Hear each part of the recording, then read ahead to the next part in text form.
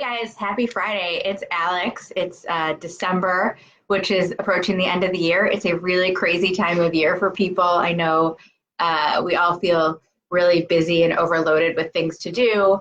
Uh, Probably feeling like there's too much to do. Everything seems really urgent and time sensitive, and you have people asking you for different things and projects that are trying to come to an end before the end of the year. You have personal and professional life things.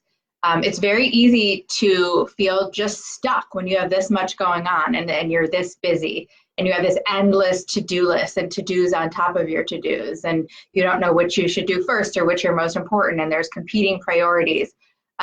You can also often end up in what I like to think of as the indecision paralysis, where in addition to feeling like you just have so much to do, you're spending a lot of time worrying about how much there is to do and feeling stuck and unsure of what to actually do first. And are you going to make the right decision of what to do, or are you going to go down the wrong path? And then that feeling of wasting time worrying about what to do ends up making you feel more stressed and just compounding the overwhelm of things to do. So today, at the end of the year, as people are feeling super busy, I am going to share the number one thing that helps you feel unstuck, gives you a clear sense of action, and lets you prioritize what you should be doing. It sounds like it's too good to be true. It is not. I promise you, this will push you forward. The trick to snapping out of that stuck paralysis feeling is to get these thoughts out of your head. Right now, because we're so used to using computers and our phones, we're always talking about data and big data and data processing. And it's really tempting to think that our brains work like that it can just weigh all these hundreds, thousands, millions of pieces of information and process and analyze them and come up with a clear plan, because that's what a computer does. Our brains are not like that. And we need to get that notion out of our conscious and just forget that it can even work that way. We need to get the information out of our brain so that we can look at it objectively and then deal with it. So this is one of the reasons that I love whiteboards and I love Post-it notes so much, because you can just spit out constant pieces of information and you can erase things if you don't like it, you can cross things out, you can move things around.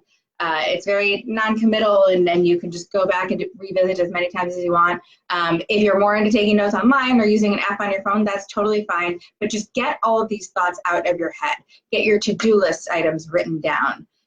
Get your stresses and your concerns written down. Once you have these big lists and look at it, you can do a lot with it that's going to help you get unstuck. It might feel like you're spending time just writing all these things down, but I promise that time you spend will pay off in dividends in the long run. Because here's what happens. When you get this information out of your brain and you can look at it, one, you'll start to be able to see certain patterns. You realize, oh, these 5 things actually kind of go together. Or, I'm concerned about this thing, I'm concerned about this thing, but they actually kind of cancel each other out because they conflict with each other, and really, I can't control it anyways. You might look at some things and realize, oh, this is probably less important than other things. So even though it feels like it's urgent, it actually doesn't have to be on until these other things. So once you start recognizing these patterns and can make a quick assessment on the different items, you can start figuring out what to do. It'll become very clear. These are the things that need to be done first because they're really urgent, they're time sensitive, they mean the most to the most people, or they'll make me feel the best if I get them done. Sometimes you'll identify some things that are really like low-hanging fruit, quick wins. You can knock them out in a couple of minutes, never have to think about it again. And that might feel really good to automatically feel like you're crossing some things off the list. So those might jump out as the first course of action you want to take.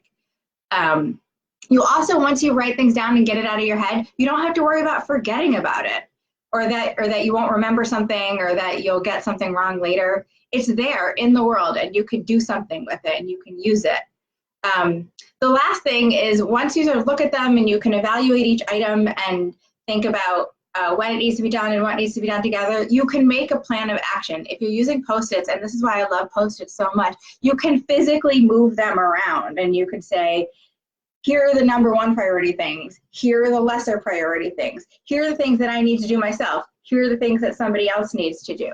And from there, it's basically just making a plan out of moving the post-its around. It's really powerful. You will feel better. You will feel unstuck because you are taking action. So next time you get caught in that stuck, I don't know what to do, my head is spinning, write these things down, look at your thoughts objectively, and take action. Hopefully that will help you as this crazy year comes to an end, and I'll see you next time. Thanks.